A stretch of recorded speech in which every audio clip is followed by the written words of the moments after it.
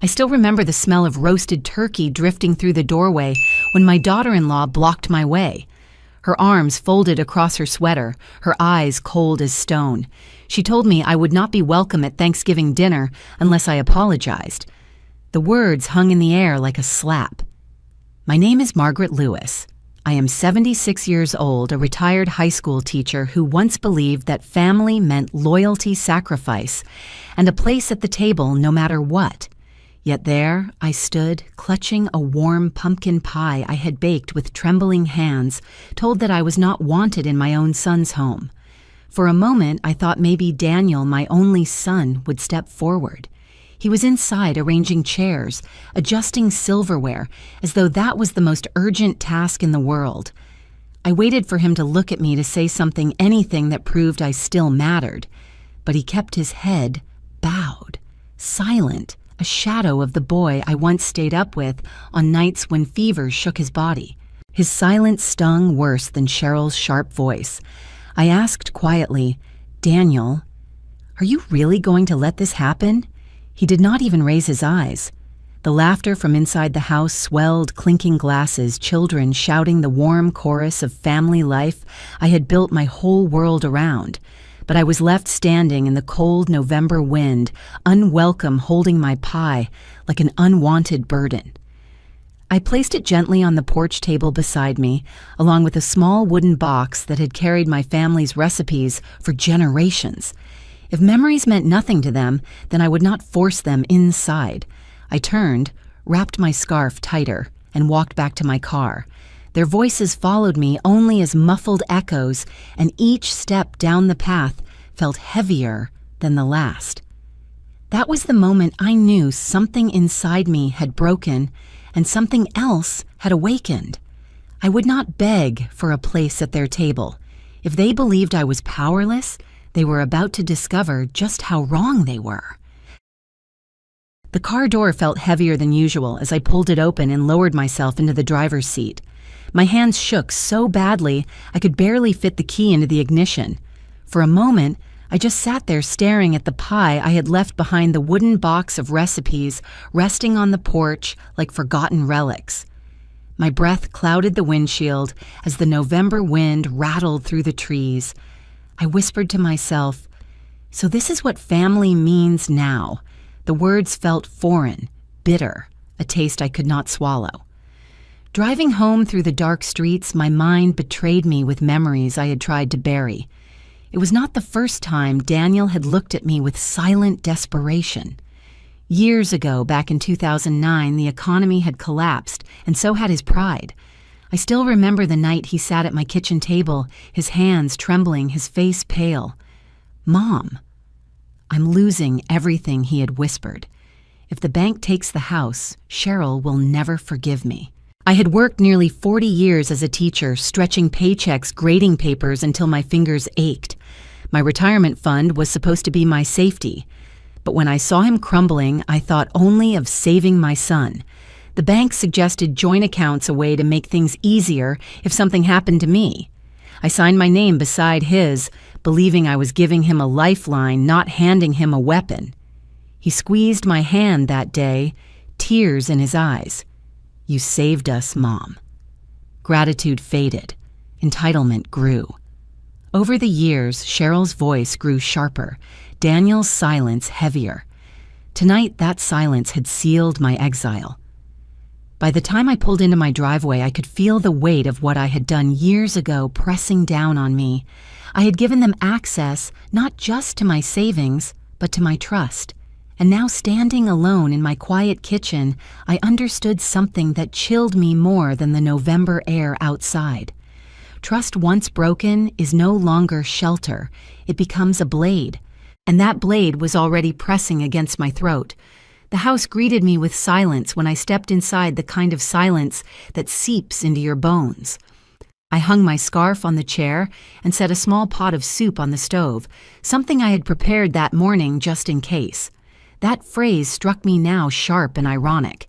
Just in case my family turned me away, I ladled the soup into a bowl, the steam rising faintly, and carried it to the kitchen table. Across town, I imagined the glow of chandeliers over Daniel's table, laughter spilling across plates heavy with turkey and cranberry sauce. The contrast cut like glass. Here I sat alone spooning lentil soup in a room that felt colder than ever. The answering machine blinked with messages. I pressed play, and the voices filled the room. Margaret from next door wished me a happy Thanksgiving. Another neighbor invited me to visit if I was lonely. Then came the polite monotone of the pharmacy reminding me about a prescription.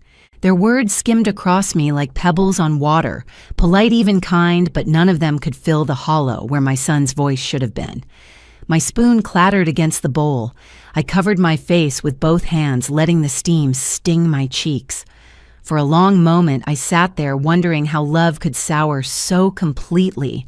Then, almost without thinking, I rose and walked to the desk where I kept my old documents. My hands dug through envelopes until they found the folder marked Accounts. The papers spread across the table in a fan of ink and signatures. My name, Daniel's name. Every line tied us together in ways that now felt suffocating. I remembered the banker's voice years ago. Either party may withdraw funds at any time. Back then, it had been a formality. Tonight, it was a warning I had ignored. I pressed my palms flat against the papers. Betrayal had stripped me raw, but in the hollow ache there was something harder forming resolve. If they saw me as nothing more than a name on paper, then maybe it was time I showed them how wrong they were. While I sat alone in my kitchen that night, someone else in that bright house across town had been watching. Emily, my 19-year-old granddaughter, had stood frozen in the hallway when Cheryl shut me out. From her angle, she saw the pie in my hands, the wooden box tucked beneath my arm, and the way my shoulders trembled as I walked away. She wanted to call after me, but fear glued her tongue to the roof of her mouth. Dinner went on, as if nothing had happened. Plates clattered, wine was poured, and football played loudly on the television. Emily sat at the far end of the table, her fork unmoving. She watched her father lean close to Cheryl, whispering about a property near Lake Erie they hoped to buy. Her mother's phone screen glowed with an email, opened the subject line, bold, an unmistakable trust transfer schedule. Emily's stomach turned. She had heard whispers before, phrases like "our money" or "when the trust clears," but seeing it written out made her blood run cold. She stabbed at her food to keep her hands from shaking. Inside her head, one thought beat like a drum. They treat Grandma's savings as if it already belongs to them. Later, while the others carried dishes to the sink, Emily slipped into the study. Her pulse hammered as she clicked through her mother's inbox. Emails from brokers, lawyers, realtors, all speaking in the same confident tone, congratulating them on funds that were not theirs. One line in particular burned into her mind. Once the accounts are reallocated, you'll be positioned for the Lake Erie purchase. She covered her mouth, fighting the urge to scream. They weren't just planning for the future, they were circling her grandmother's life like vultures ready to strike. A floorboard creaked. Emily shut the laptop in panic, pressing her back against the desk as Cheryl's footsteps passed by. When the hallway fell silent again, she gathered the courage to print several emails and hide them inside her jacket. That night, lying awake in her room, Emily made her decision.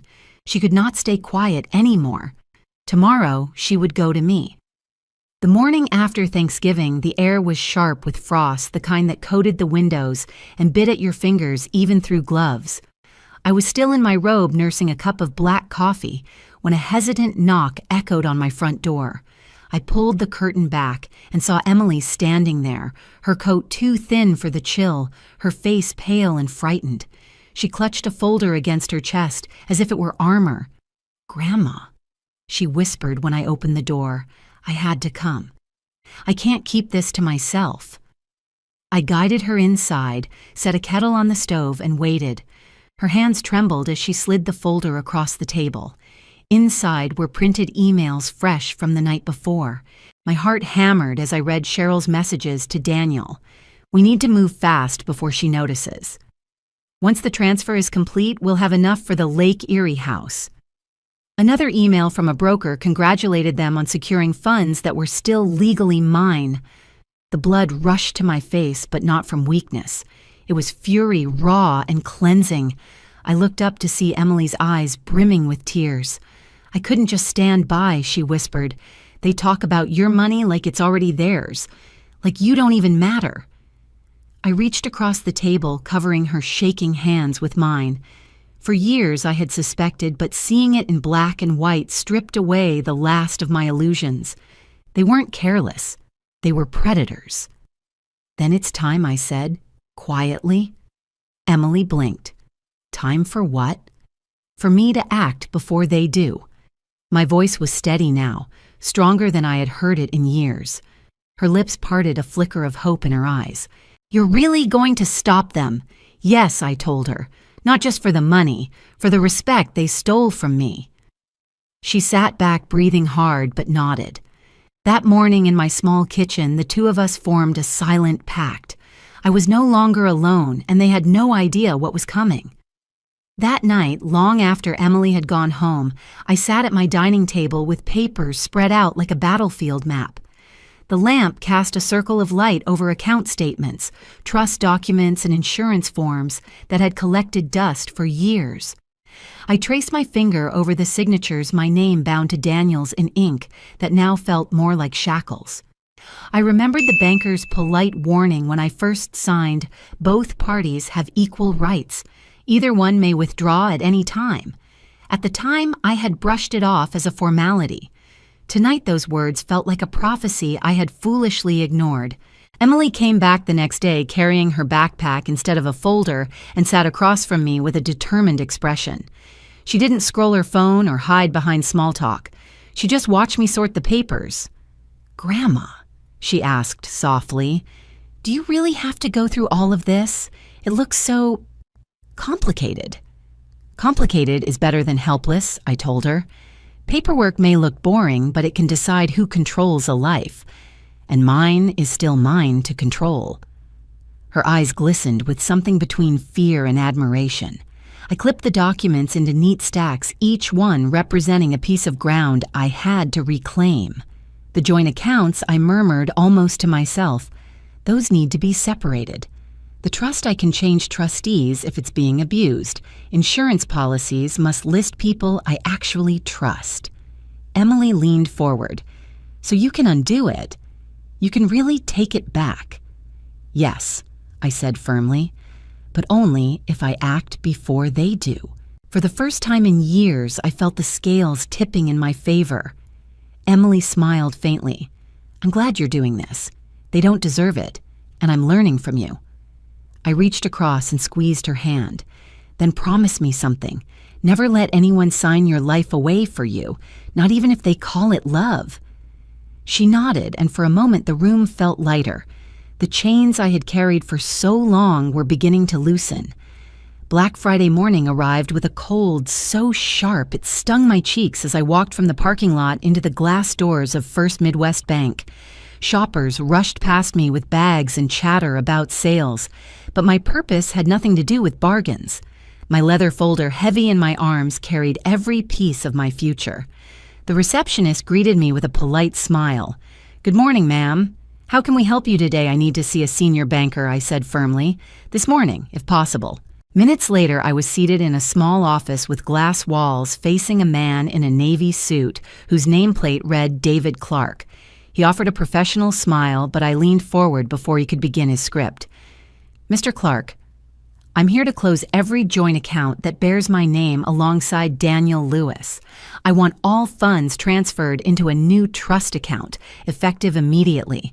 The sole beneficiary will be Emily Lewis, my granddaughter." His eyebrows lifted slightly, but he did not flinch. "All right, Mrs. Lewis. May I see your documents?" I spread the folder across the desk like evidence in a trial. Bank statements, IDs, notarized papers, all laid out in perfect order. For once, my hands didn't shake. "You understand," he said carefully, "that joint accounts allow either party to withdraw without the other's permission. To separate them, we'll need to close them entirely. Since you're here first, we can process your portion without delay." "That's exactly why I came now," I answered. He typed briskly, drafting forms and explaining each clause. I signed every line with deliberate care, reclaiming authority I had surrendered years ago. When the final page was complete, he looked up with a nod. "Your accounts are officially closed. Funds will be transferred to the new trust by end of day. Emily Lewis is listed as sole beneficiary." For a moment, I closed my eyes. Relief washed over me like warm sunlight. This wasn't just paperwork, it was freedom. Emily, seated quietly beside me, squeezed my hand. "Grandma, you really did it." I smiled faintly. "Yes, sweetheart, and I'll never let them take it again." While I sat in that quiet office reclaiming my future, Daniel and Cheryl were living in a very different world. At the outlet mall just outside town, they strolled through polished storefronts like a pair of celebrities, their arms draped with shopping bags from Gucci and Prada. Cheryl held her phone high, filming a video for social media. "Say hi, babe," she chirped, turning the camera toward Daniel as he modeled a new watch. He grinned, adjusting his sunglasses, and lifted his wrist proudly. "This is how Black Friday should be done," he boasted. They moved from boutique to boutique, swiping cards without a thought. At Rolex, Daniel selected a model worth more than a year of groceries for me. Cheryl clapped her hands like a child opening presents. "Perfect. You deserve it." But the illusion cracked when the cashier slid his card and the machine beeped. "Declined." "Run it again." Daniel said, his voice sharp. The cashier obliged. "Declined." Cheryl's cheeks flushed crimson.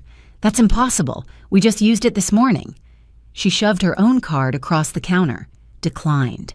The murmur of customers behind them grew louder whispers, spreading like wildfire. Cheryl snatched her phone, tapping furiously. "Call her," she hissed. "Call your mother right now." Daniel dialed, pacing in front of the store as the call rang and rang. My phone buzzed in my purse where I sat in the back of a cab, the ink still drying on my new trust papers. One missed call, then 3, then 10. By the time the cab turned down my street, there were 25. I flipped the phone face down on my lap and let it vibrate itself silent. Inside the mall, Cheryl's fury boiled over. She did something. She spat. "I know she did. She's too soft, you said. Too old. And now look at us." Daniel's jaw clenched, his voice low and bitter. "She warned us. We just didn't believe her." The pounding on my front door came just after sunset, loud enough to rattle the glass panes.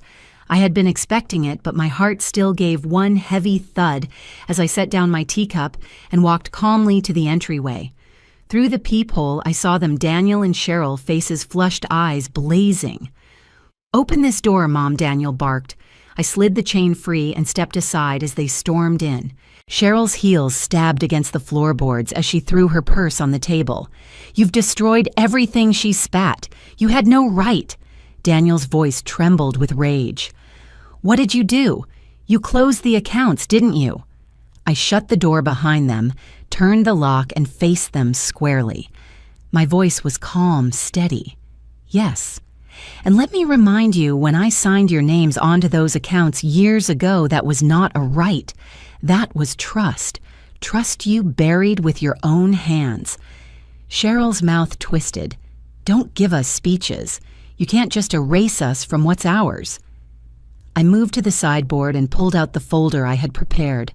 Laying the papers on the dining table, I spread them neatly for them to see. Here are the finalized trust documents: joint accounts closed, funds transferred, beneficiary Emily Lewis, sole and irrevocable. Daniel's eyes widened, his hand slamming against the table.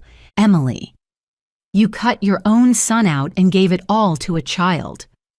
"She is not just a child," I answered firmly. "She is the only one who told me the truth. The only one who stood by me without asking for a dime." For a moment, the room held its breath. Cheryl leaned forward, her nails tapping the table like claws. "So what? This is punishment. You think you can humiliate us?" I met her glare without flinching. "No, this isn't punishment. This is protection, something you never offered me." The silence that followed was heavier than any shouting. For the first time in years, I wasn't the one shrinking back. I was the one holding the ground. Daniel sank into a chair, his shoulders slumped, his hands running through his hair. His voice cracked, low and uneven. "You don't understand, Mom. 2009 destroyed me. I lost everything I built. The business, the respect, the pride. I was a failure. And every time I saw you steady, untouched, it burned. You had what I didn't, and I hated it." Cheryl seized on his words, her tone shrill. "Exactly. You sat on your savings while we struggled. You patched our wounds with scraps while you kept your nest eggs safe. Don't you dare judge us now for wanting what should have been ours all along." I folded my hands, my face calm, though my heart thudded. I understand shame. I understand loss. I was the one patching shoes, stretching dollars, making dinners from nothing. But suffering does not give you a license to wound others. Pain explains behavior. It does not excuse betrayal. Cheryl's eyes flared, her voice shaking. "We suffered, and you watched. You could have made it easier." I stood then, letting my words cut clean through the room. "I couldn't hand you resilience like a check. That's not how life works. You chose greed instead of rebuilding. You chose lies instead of honesty. That is not on me." From the doorway came a voice neither of them expected. "She's right." Emily stepped into the room, her chin high, her eyes steady. She laid the printed emails on the table with a decisive slap. "I saw everything. You planned to sell her out of her own home. You wanted to erase her while she was still alive. That isn't family, it's theft." Cheryl spun on her, her mouth twisted in fury. "Ungrateful child, no, Emily," cut in her voice sharp and unwavering. "Grandma gave me love without a price tag. That's who I choose." For once, Daniel couldn't meet his daughter's eyes. His silence spoke louder than Cheryl's rage. The weight of their choices finally lay squarely on their shoulders, not mine. The moving truck pulled away just as the winter sun dipped low over Lake Michigan. My new house was small, painted a soft gray that blended with the shoreline mist, but its porch faced the open water and the air smelled of pine and salt. For the first time in years, I felt at peace. Emily carried in the lighter boxes, her sleeves rolled up, her hair tied back, moving with a kind of determination that reminded me of the young teacher I once was. Together, we unpacked quietly, her arranging plates in the kitchen while I stacked books by the window. There was no shouting, no tension, only the rhythm of two people who had chosen each other freely. Later that evening, we sat on the porch with paper-wrapped fish and chips from a local diner. The gulls wheeled overhead, the horizon burned pink, and Emily laughed when I fumbled with the flimsy fork. "For the price they charge, you'd think they'd give us real silverware," she teased. Her laugh was light, infectious, and for the first time in months, maybe years, I joined in without reservation. When my phone buzzed on the railing, Daniel's name flashing across the screen, I turned it face down. Cheryl had tried too, I knew, but the silence was sweeter. Protecting myself was not cruelty, it was clarity. That night, after Emily went to bed, I sat at my small desk and wrote her a letter. "My dear Emily, life will offer you tables dressed in fine linens, but never sit at a table that exists only to measure how much you can endure. Rise, walk away, and set your own table. Invite those who honor you, not those who consume you." I folded the letter carefully, sealing it with her name. Outside, the lake shimmered under the moonlight. I stepped onto the porch with my tea wrapped in a blanket, listening to the water's endless rhythm. For once, I wasn't waiting for anyone's approval. My dignity was intact, my peace reclaimed, and at last I understood I had not lost my family. I had simply chosen who deserved to be part of it. Thank you for watching. If you enjoy these family drama and revenge stories, please subscribe and join me for more every day.